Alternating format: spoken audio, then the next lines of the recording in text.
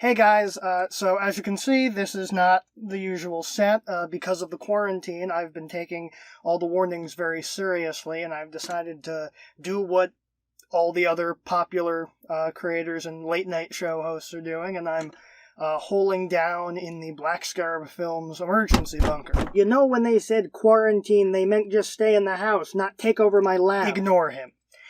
Anyway, what I mean to say is hello and welcome to the Literary Lair, or rather to the Literary Lair minisodes.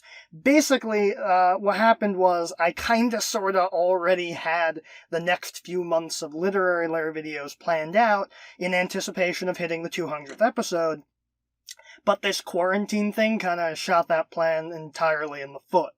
Honestly, it's kinda better for me. I didn't really want to be doing a lot of, costume stuff in the middle of the summer. The winter is better because I have better temperature control, especially now that I have a light. But it's still really annoying. Unfortunately, I really like talking about books, but I don't want to get in the way of that plan, and I want to break up the monotony of the Star Trek Online and Marx Brothers stuff, because I get burnt out really easily if I do the same thing every week. So I want to do some short episodes that won't actually count in the episode list, because I had a really awesome plan for the lead up to the 200th episode, and I'll be damned if I let some virus rain on my parade. I'm still doing it when I get the opportunity. Anyway, because I said I wanted to break up the monotony of Star Trek Online, let's talk about Star Trek, or rather alternate versions of Star Trek. One of my favorite Star Trek book series isn't the ongoing stuff like New Frontier, Titan, or the TNG relaunch. Those are all really awesome, but the short stories from the Star Trek Myriad Universes books. If there's two things that I like in this world, it's Star Trek and alternate history, so mashing them up together is a surefire way to get me to love it. In fact, that's what actually attracted me to these books in the first place, since many of them are established alternate timelines that the show only glanced at and was never able to expand upon. Others are ones that no one ever considered, but would have had major ramifications had their events come to pass. But instead of doing a full review of one story, as I would normally do, I want to count down my favorites from the entire line. So, let's get to it. These are my top 5 Myriad Universe stories.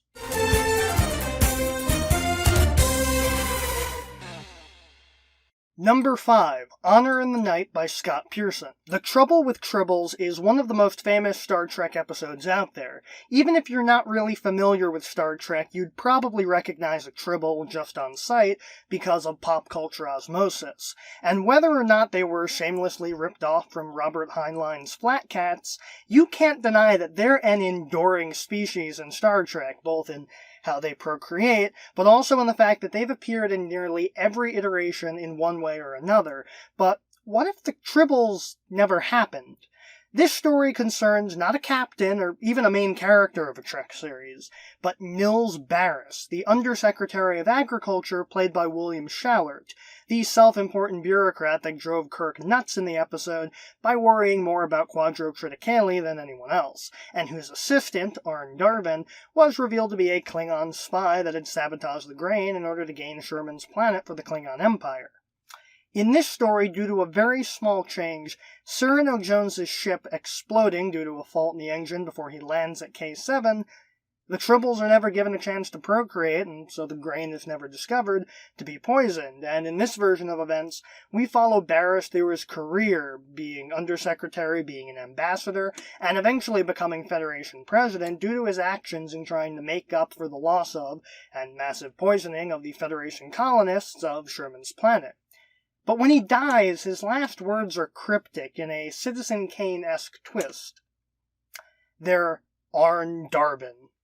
The story shows a Federation reporter trying to discover the meaning of the words and showing off a vastly different Federation. One where the Federation still has a tenuous relationship with the Klingons, but in a very different way. Worf, Quark, and Kira are still on Deep Space Nine, but Worf works for the Klingon Empire since the Khitomer colony never happened, and they conquered Cardassia and liberated Bajor, and Kira is but a server at Quark's and not a major. One major disappointment of the story for me is that Barriss is Federation president during the whale probe incident from Star Trek IV, and apart from crews having been killed prior to the Genesis planet being created, thus the Enterprise is instead used to transport the whales back to the 23rd century before being destroyed. Most of the TOS films went about the same way, save for, obviously, Star Trek VI, including the court-martial at the end of Star Trek IV, where Barriss, who it is established in both The Trouble with Tribbles, but also throughout this story that he absolutely loathes James T. Kirk, gives him the exact same punishment as that nameless bald dude did in Star Trek IV proper. When the scene started and I realized what was going on, I was so looking forward to Barriss firing Kirk or having him throw the book at him, followed by the bookcase and then the library, brick by brick, since it would have been interesting to see a world where his status as a hero didn't matter to the top brass. Despite that, it's a truly interesting story that takes the concept of the anthology to its fullest, giving us a truly for want of a nail situation. Is Bajor better off? Perhaps, since there's no mention of the Dominion in the story, and I would assume that the wormhole never showed itself, since Sisko probably never made it that far, and they were liberated years earlier than when the Federation did it. Gorkon lived to see peace between the Empire and the Federation, and Worf's parents were never killed at Khitomer. There's also a pretty sizable twist at the end that even I didn't see coming. This is one I read for the first time fairly recently, but I definitely recommend it, and I wish I'd gotten around to reading it ages ago. I honestly don't know why I never read it before, although it's probably because I only really paid attention to the story in this anthology that featured Data, because I was more of a Next Gen fan at the time, back when I first read it. Really, the only reason it's number 5 is because the rest of the list is composed of stories I read years ago and thus have nostalgia bias for. Number 4, Brave New World by Chris Roberson. One of the cool things about these stories is how they contrast to the Trek we saw on screen, but also how they compare.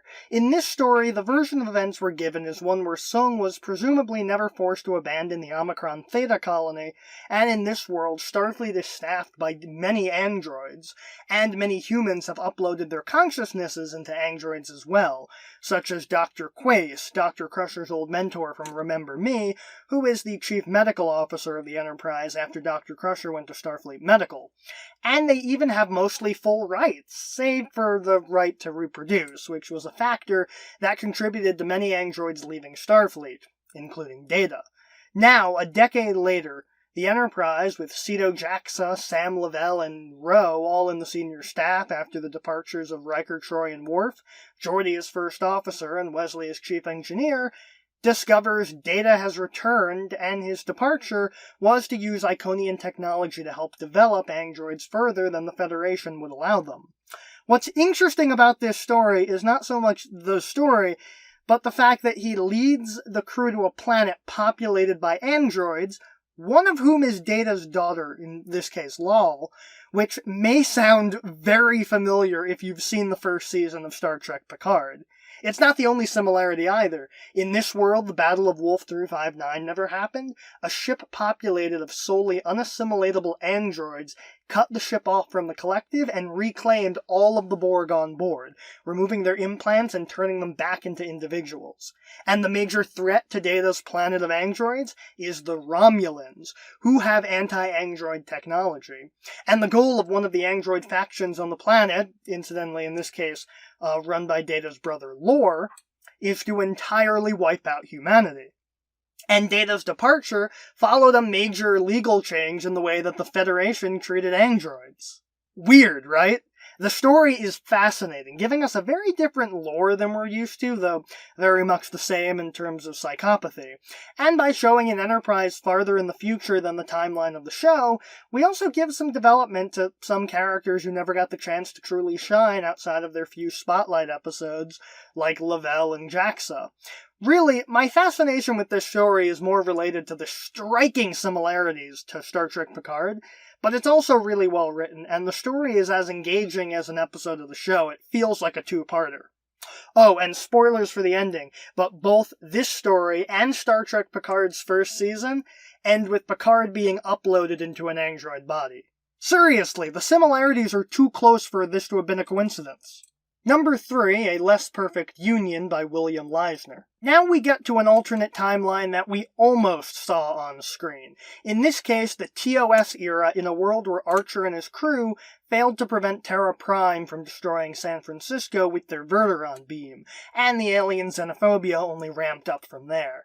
A century later, things haven't much improved. Earth has remained isolationist, and the United Earthship Enterprise, captained by Christopher Pike, answers a distress call from the Interstellar Coalition, an alliance of Vulcans, Andorians, Tellarites, and Denobulans, which is full of tension.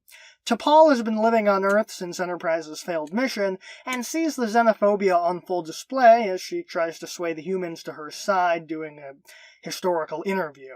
Later on, Pike and his Enterprise, crewed by Dr. McCoy, James Kirk, in this timeline a widower after Carol and David Marcus died in a shuttle accident, and Gary Mitchell, among others, are called upon to ferry T'Pol to a conference at Babel, which is intending to bridge the gap between the Coalition and Earth and try to get a Federation going.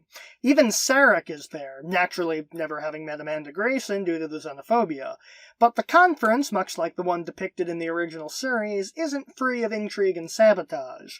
But this time, instead of the Orions committing the sabotage, it's the Romulans, who have sent one of their captains, who just so happens to bear a striking resemblance to Sarek, since it's the Romulan captain from Balance of Terror. I won't spoil any more, but it's another interesting take on a timeline that we almost saw on the show, and the visual language is really good. I can actually visualize seeing T'Pol and Trip living on Earth and being accosted in the street, despite a scene like that never taking place on Enterprise. Plus, I'm a sucker for bringing back characters like Pike and Gary Mitchell, so I was always going to like the story. And I think it integrates Enterprise into the TOS era continuity in a way that just feels right. Number 2, The Embrace of Cold Architects by David R. George III. Sometimes stories only depict one for want of a nail situation, but this story is unique in that it has two, the first of which being that Data constructs Lal far later than he originally did. In fact, it's pretty ingenious how George depicts that, since in the initial meeting in Data's lab, Riker is present when the offspring made a big deal of mentioning that Riker was away to justify his absence, since Jonathan Frakes was directing the episode. This has two distinct results, the first being that, for whatever reason, Lal's development is slowed, so it occurs over the course of the entirety of Season 3, and so Captain Picard attempts to shield his mind from the Borg mind probe by remembering Lal's development, which allows us to get the backstory, and also, thus Riker is given the opportunity to Mr. Worf, fire, and destroy the cube, preventing the Battle of Wolf 359 from occurring in the full extent that it did in the show. And so we follow Riker as he tries to cope with the fact that he killed Captain Picard, and Data, who doesn't have Picard in his corner when Admiral Halftel comes to take Lal away. Oh, and because Lal was alive in Season 4, it means that Lal was able to meet Dr. Sung after Data hijacks the Enterprise to Turlina 3, and that Sung is in custody on board when the Cascade failure occurs, and she's saved thanks to Sung's efforts, in addition to Lore never arriving for some reason. So Data gets his emotion chip early, but Data loses Lal to Halftel and goes through a lot to get her back, but without the losses at Wolf 359, Starfleet is a vastly different place. Instead of fear of what the Borg demonstrated they can do, they're terrified of what might happen, and their plans for Lal are far more sinister than Halftel made them out to be. I really didn't want to put two Data stories in here since it means ignoring the Voyager story or the DS9 story, but they're both so good. And this one is the better one, because George has the advantage of using the bond between Data and Lal, which was already heartstring-tugging in the show proper, to really wrench your heart from its chest with how their relationship works in the story. And Riker's story is interesting, although I wonder if this might have done better as two stories, because both, I think, are interesting enough to stand up in their own right instead of as a combined narrative. Regardless, this is one of the best in all three anthologies. Number 1, The Chimes at Midnight by Jeff Trowbridge. This is my top pick for many reasons, and the main one is that this is the story that turned me on to the anthology in the first place. One of my favorite Star Trek episodes is Yesteryear, but not really because of the content. I was more so fascinated by the Andorian First Officer Thielen and what that timeline would be like, removing Spock from it. And ultimately, it proves how important Spock is because Thielen might be a good officer, but he doesn't have the adherence to logic that made Spock lay down his life to save the Enterprise from Khan, and thus instead Thielen and David Marcus modified the shields that let them survive the Genesis wave, but it mutated some red shirts. And due to the changed circumstances, instead of Cruz killing David Marcus, Kirk died on the Enterprise orbiting Genesis after rescuing David and Sabick. Oh, and the whale probe absolutely wrecked the Earth due to them not traveling back in time to get the whales. Given how ubiquitous Spock is for Star Trek, given how in the past decade we've only gotten one new Star Trek property released that has nothing to do with Spock, and even that's a bit of a stretch given Spock's involvement with the Romulan supernova, having his role taken over by an Andorian changes so much, and yet so many things are still the same. It also raises a question as to the gravitas of Spock's sacrifice, since the biggest divergence doesn't occur in the main timeline until Khan in the Mutara Nebula. Truthfully, the main reason it's here at the top is nostalgia bias, but even years later, it's still a kick-ass story that uses the alternate timeline conceit to the fullest. Like, seriously. Given how much this covers, it's almost like having movie novelizations for the TOS movies, but from the Berenstain universe, where the only change is that Spock is a minor footnote referenced by his father, where instead of the old guard Enterprise crew having more adventures, they passed the baton with Star Trek III with the loss of Kirk. It's a very, dare I say, fascinating tale. If you only read one story out of these, make it this one. They're all amazing in their own way, but this is what sold me on the anthology in the first place. And those were my top 5 Star Trek Myriad universe stories. What are your favorites from the anthologies? Did I miss out on any that you think can top these?